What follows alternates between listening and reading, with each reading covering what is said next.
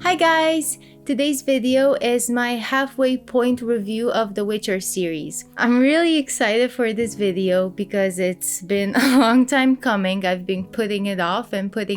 So I've read quite a few books in the Witcher series by now, but I'm super excited. The books that I'll be reviewing in this video are from Sword of Destiny to Baptism of Fire. So I did not expect to love the series as much as I have. If you check my other video reviewing The Last Wish, I was really excited, but to be honest, I was a bit scared that I wouldn't like the narrative going forward, especially in the more streamlined novels, but I was wrong. now in retrospect, I really have come to appreciate how Sapkowski used those first two novels that are comprised of short stories to really create and establish his world. Because of that nature of the first two novels, you got to see so many more places and so many different monsters and demeanors of the people and see the superstitions and their mentalities. Also, in Sword of Destiny, I really love how slowly you get to see how Sapkowski starts to weave in the main plot, and at the end you really start to understand what the series is about, because in The Last Wish I wasn't really sure what was going on, but this is one of the things that I didn't really enjoy about this episodic nature of the first two novels, because it had that feel of short stories. Threading that main plot line throughout those short stories felt a bit choppy, and also I was really in need of spending more time with the characters because you just got them for like glimpses and really important moments in their stories. Thankfully, now that I've read a bunch more, I can say that the characters are so well developed further on. And another thing that I really loved about the series, and it's really hard to define, but me as a person from Eastern Europe really feels it, and that is the very Eastern European atmosphere, very Slavic atmosphere of the series. I think if it lies in the demeanor of everybody, the way they're so cynical, morally gray, and from the folklore and the superstitions and just little quips and little inside jokes, like they have this whole spiel of cabbages and that they smell really bad but you always eat them, and I don't know, it's just, and it lies in those small details. It makes it stand out. It's so very unique from other series that I've read, and I really love it. I don't know if I'm able to pinpoint it more or it reads more to me because I'm Eastern European. It feels very homey in a sense, even though it's a world full of monsters and witches and witchers. And with this Eastern European feel comes one of the best parts about the series as a whole, which is all those moral dilemmas, all those discussions on good versus evil, on what it actually means to be a good person, and if there's ever a choice, on lesser evil, and those moments are the greatest. I always have the same example when I talk about that, and it happens in Blood of Elves. There's a conversation, and also spoiler warning, Ciri has this conversation with Yarpen Zigrin, who is a dwarf, and they talk about the conflict between elves and dwarves, and his perspective is super interesting, and at the end of that discussion you feel like, yep, he is absolutely in the right, and I just love his take on the whole dilemma. And then Ciri goes and talks to Geralt about the same thing. Geralt's perspective on the whole ordeal as a witcher is so interesting, and those are the moments that really create the characters that we love. And the characters are absolutely astounding. I was, as I said before, I was really scared after coming off from the short stories that I wouldn't enjoy the plot and the characters and everything in a more linear novel, a more streamlined novel. That wasn't the case, thankfully, since it's an 8 series book. an 8-book series, so that would have been a chore to go through. After 2 very episodic novels, I was really wanting more intimate moments, more down moments when you can actually pick the characters' brains and see what they think and learn more about them indirectly. And we get that a lot through the discussions that I already mentioned, but I just love seeing the relationships bloom. All the characters feel incredibly human. They are very fleshed out. It's great storytelling. It's the type of storytelling that I love because you get to feel like these people are actually real in a sense, and they have their own motivations and their particular traits, and it carries throughout, so it's not lazy writing. I fell in love with all these characters. It's very interesting to see them and read about them. So as much as I've talked about characters and everything, one other thing that the Witcher series does great is the prose.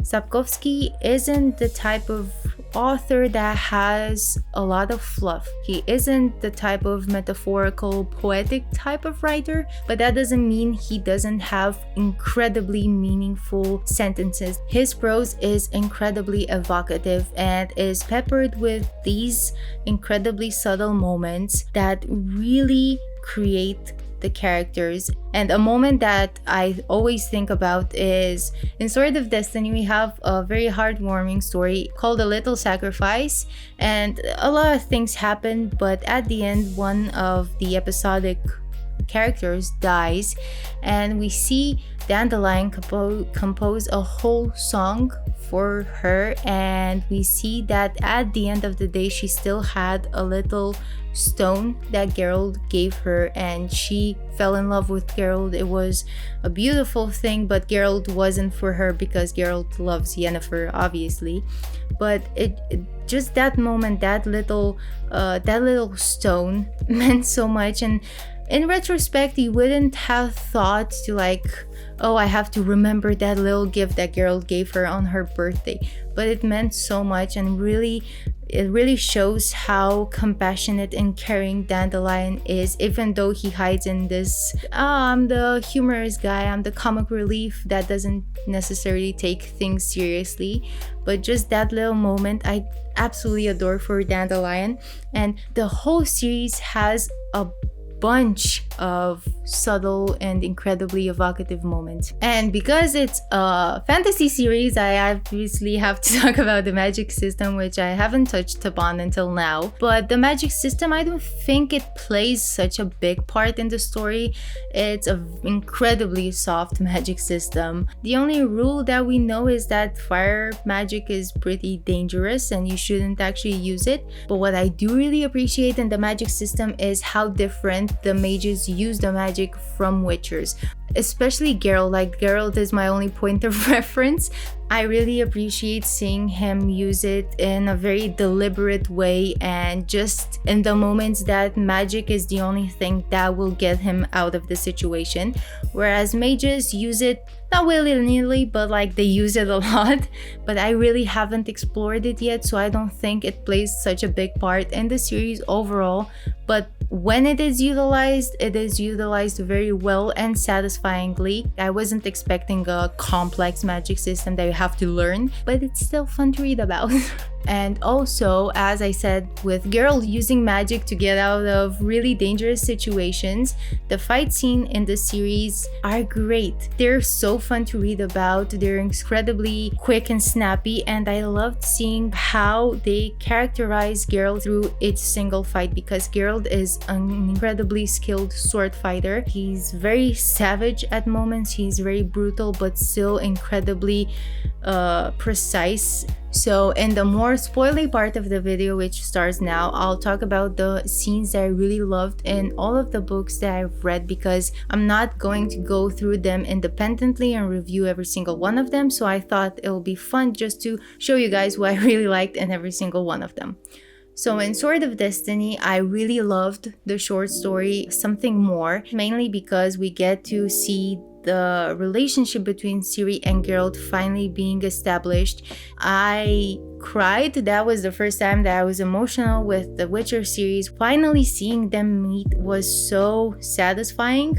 It was delivered great. We have a great moment and a start to a really nice father and daughter relationship. Also, I really liked A Little Sacrifice, which I already talked about, mainly because of Jaskier's and Little Eye's involvement in the story, especially since it indirectly established and explained more of Geralt and Yennefer's relationship, and it was great to read about and see Geralt's feelings for Yennefer. In Blood of Elves, obviously I really enjoyed all the Kaer Morhen scenes, seeing Ciri finally arrive there, and just all the Geralt Ciri Triss interactions were really fun to read about, and really I just loved seeing all the character development that happened there. And also I really loved the Oxenfurt plotline with Jaskier and then with Geralt, and how we switched at the end of the book with Yennefer and Ciri, and just that we got their whole relationship explained to us in a flashback. I love that. I'm not the biggest fan of flashbacks, but in that scene it was so well utilized. Like, why did you hate me the first time you saw me? And then we got their whole relationships in like 20 pages.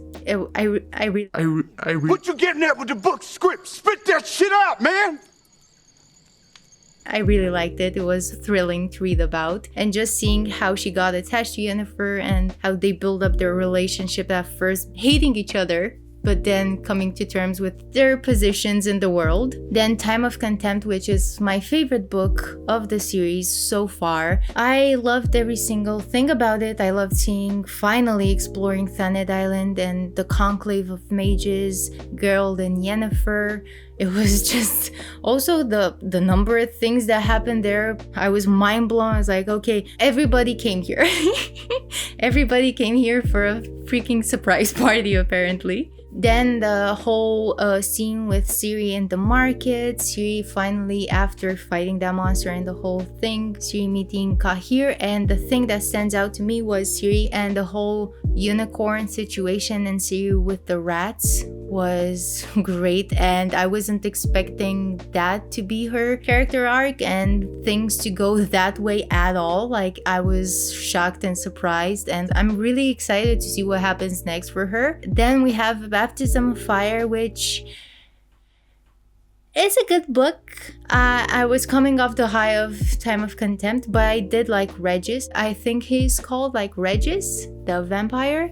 And that moment with Geralt and Cahir when they both had their Baptism of Fire, I really loved it. And Ciri, seeing snippets and glimpses of Ciri with the rats, I liked that we weren't as focused with her, because now the mystery grew and the suspense grew. I like that we just saw her in little glimpses. Yeah, those were my favorite scenes of these books so far, and I'm very curious to see how the series will go. My favorite, as I've said, my favorite book is Time of Contempt. So I wasn't really sure that I would enjoy the series as a whole, because I don't really like short stories. But in retrospect, I loved the way they were utilized, as I've said before, and I've really come to love the series. I loved seeing the characters grow, and I love the overall plot, and I'm really curious to see how things will go from here on out. It's a 5-star series so far for me. I'm really happy I discovered the series, and I'm getting to explore the world of The Witcher finally. I hope that I'll be brave enough to play the games at some point in my life, because they are very scary. So maybe after I finish the series, I'll brave up and just go with the flow and play Witcher 3 finally. But I'm curious, have you guys read the series? Did you guys like it? Were there are things that I didn't particularly enjoy about the series? I'm really curious to see your opinions down in the comments below. And I'll catch you guys next time. Bye!